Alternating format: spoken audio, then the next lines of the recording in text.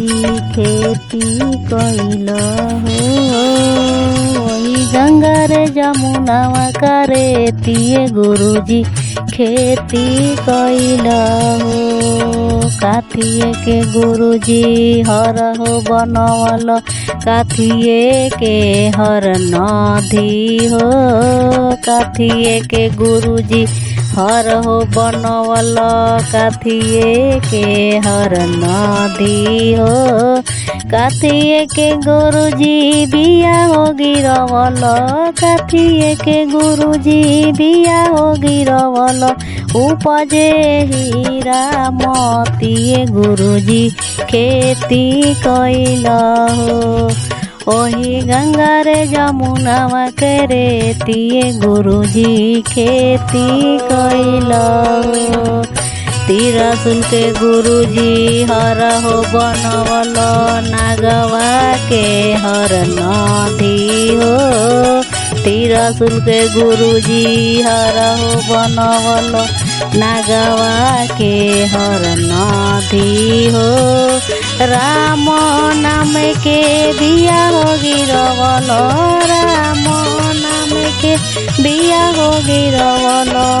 उपजे हीरा मोतिए गुरुजी खेती कइल हो। ओही गंगा रे जमुनावा करे तिए गुरुजी खेती कइल हो।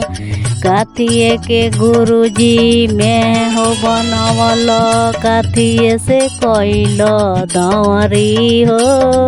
काथिए के गुरुजी ढेरी हो लगवल, काथिए के गुरुजी ढेरी हो लगवल। बैठा से काथिए के गुरुजी ढेरी हो लगवल, बैठा से मैया सतिए गुरुजी खेती कइल हो। ओही गंगा जमुनावा करे तिए गुरुजी खेती कइल हो।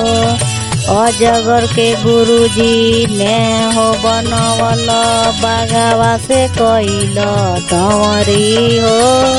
अजगर के गुरुजी में हो बनवल, बाघावा के कइल दौरी हो। भंगिया धतुरा के ढेरी हो लगवल, भंगिया धतुरा के ढेरी हो लगवल।